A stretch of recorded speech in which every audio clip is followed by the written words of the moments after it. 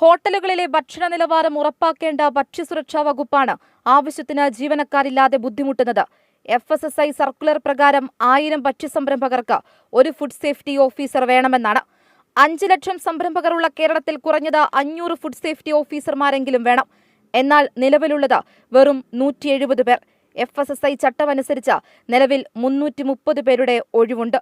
കഴിഞ്ഞ ഡിസംബറിൽ കേന്ദ്ര ആരോഗ്യമന്ത്രിയുടെ നേതൃത്വത്തിൽ ചേർന്ന യോഗത്തിൽ കൃത്യമായ പരിശോധനകൾ നടത്തണമെന്നും ആവശ്യത്തിന് ഫുഡ് സേഫ്റ്റി ഓഫീസർമാരെ നിയോഗിക്കണമെന്നും നിർദ്ദേശം നൽകിയിരുന്നു. എന്നാൽ കേരളത്തിൽ മാത്രം നടപ്പായില്ല. ആവശ്യത്തിന് ഉദ്യോഗസ്ഥർ ഇല്ലാത്ത സാഹചര്യത്തിലും PSC റാങ്ക് ലിസ്റ്റിൽ ഉൾപ്പെട്ട് നിയമനം കിട്ടാതെ കാത്തുകിടക്കുന്നത് 152 പേരാണ്. അതിൽ 42 പേരുടെ ലിസ്റ്റ് സർക്കാരിലേക്ക് ശുപാർശ നൽകാമെന്ന് പറഞ്ഞിട്ടും വലിയ മാറ്റമൊന്നും ഉണ്ടായിട്ടില്ല. 52 പുതിയ തസ്തികകൾ പുതിയതായിട്ട് ഉണ്ടാക്കണമെന്ന് പറഞ്ഞിരുന്നെങ്കിലും ആകെ 10 തസ്തികകൾ മാത്രമാണ് അനുവദിച്ചിരുന്നത്. അതിൽ 42 പോസ്റ്റിംഗ് ഇപ്പോഴും പെൻഡിംഗ് ആണ്. ഇപ്പോൾ നിലവിൽ 152 പേരുടെ PSC റാങ്ക് ലിസ്റ്റ് ഉണ്ട്.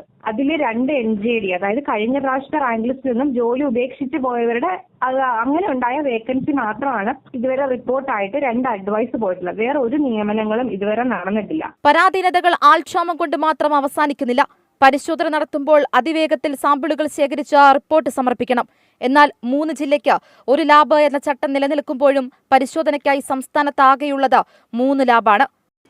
സംസ്ഥാനത്ത് ഭക്ഷ്യവിഷബാധകൾ പെരുകുമ്പോഴും ആവശ്യത്തിന് ഫുഡ് സേഫ്റ്റി ജീവനക്കാർ ഇല്ല എന്നുള്ളത് കഷ്ടമാണ്. കൃത്യമായിട്ട് ജീവനക്കാരെ നിയോഗിച്ചാൽ, കൃത്യമായിട്ടുള്ള സംവിധാനങ്ങൾ ഒരുക്കിയാൽ ഭക്ഷ്യവിഷബാധകളുടെ എണ്ണം കൂടുന്നത് കുറയ്ക്കാനാകും. കൊച്ചിയിൽ നിന്നും ആൻമരിയ സനി, 24.